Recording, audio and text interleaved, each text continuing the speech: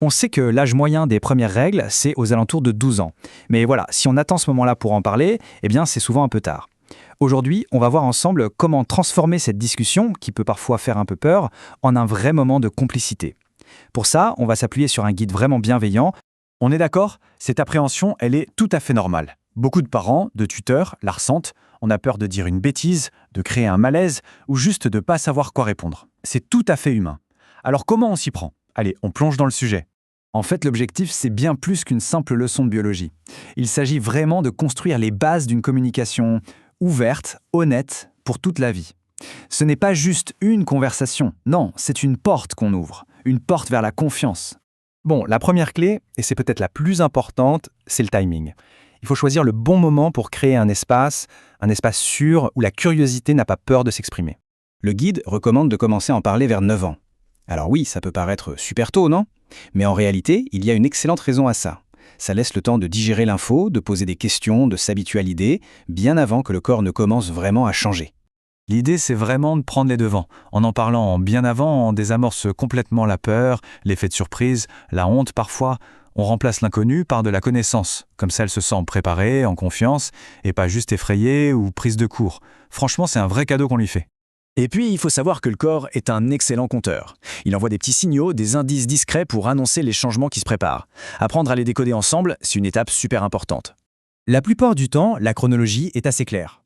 D'abord, une petite boule peut apparaître sous le mamelon. C'est ce qu'on appelle le bourgeon mammaire. Ça peut être un peu sensible. Ensuite, viennent les premiers poils. Et enfin, les pertes blanches. Et ça, c'est le signal le plus clair que le grand jour approche. Et là, le mot d'ordre, c'est rassurer, vraiment. Ces pertes, c'est le signe que son corps fonctionne à merveille, qu'il prend soin de lui-même. C'est un phénomène 100% naturel et sain. C'est un peu comme si son corps lui disait « Eh, t'inquiète pas, je me prépare tranquillement, tout va bien ». Bon, maintenant la partie un peu plus bio. Mais pas de panique, pas besoin de sortir les schémas compliqués. Une métaphore, une image toute simple et positive, ça suffit largement pour tout expliquer. L'image du nid douillet, elle est juste parfaite. Ça transforme un concept un peu médical en quelque chose de doux, de chaleureux. Chaque mois, le corps, un peu comme un super hôte, prépare une chambre bien confortable, juste au cas où un invité surprise, un ovule fécondé, arriverait. Et si personne ne vient s'installer dans la chambre? Eh bien, le corps fait simplement le ménage pour que tout soit prêt pour le mois suivant. C'est aussi simple que ça. Vu comme ça, l'explication démystifie complètement le processus. Ce n'est ni bizarre, ni effrayant, c'est juste la nature qui fait son travail. Un point super important à aborder, la couleur. Il faut vraiment insister là-dessus. Que le sang soit rouge vif ou plus foncé, c'est normal. C'est juste une réaction chimique avec l'air, un peu comme une pomme coupée qui brunit. Ce n'est absolument pas sale. Et il n'y a aucune raison d'avoir honte. Ok, donc elle a compris le principe, c'est super. La compréhension, ça rassure. Mais la préparation, ça donne du pouvoir. Maintenant, l'étape suivante, c'est de lui donner des outils concrets pour qu'elle se sente autonome. Quel est le contrôle? Ce tableau, on peut en discuter de manière très simple. Regarde, il y a plein d'options. Pour la maison ou pour la nuit, la culotte menstruelle, c'est génial, c'est comme un sous-vêtement normal, super confortable. Pour l'école, une serviette, c'est simple à utiliser et à changer. Et puis plus tard, quand tu seras plus à l'aise, pour la piscine ou le sport, il y a d'autres choses qui existent.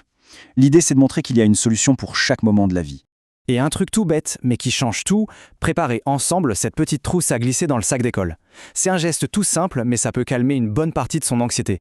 Le simple fait de savoir qu'elle a tout ce qu'il faut au cas où, ça va lui apporter une tranquillité d'esprit incroyable. Voilà. Mais attention, le voyage ne s'arrête pas au premier jour. Les premières années, c'est une période d'ajustement. Et ça demande un soutien qui continue dans le temps. Ça, c'est une information capitale, vraiment. Il faut lui dire et lui répéter qu'au début, c'est normal que les règles soient un peu chaotiques, qu'elles n'arrivent pas toujours à la même date. On peut comparer ça à un orchestre qui s'accorde avant un concert. Le corps a besoin de temps pour trouver son rythme, son propre tempo. Il n'y a rien d'inquiétant là-dedans.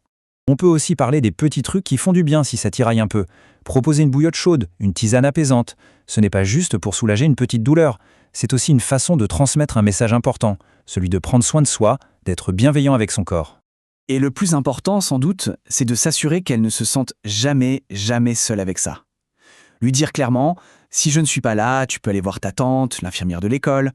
Savoir qu'il y a tout un réseau de personnes bienveillantes prêtes à l'aider, c'est fondamental. Parce que demander de l'aide, ce n'est pas un signe de faiblesse, c'est une preuve d'intelligence. Parce qu'au final, cette conversation, c'est bien plus qu'une conversation. C'est un tremplin. C'est l'occasion en or de transformer un événement biologique en une célébration du corps, de la vie. C'est lui transmettre des informations, bien sûr, mais c'est surtout lui donner la confiance nécessaire pour qu'elle puisse accueillir cette nouvelle étape avec force et avec une immense fierté.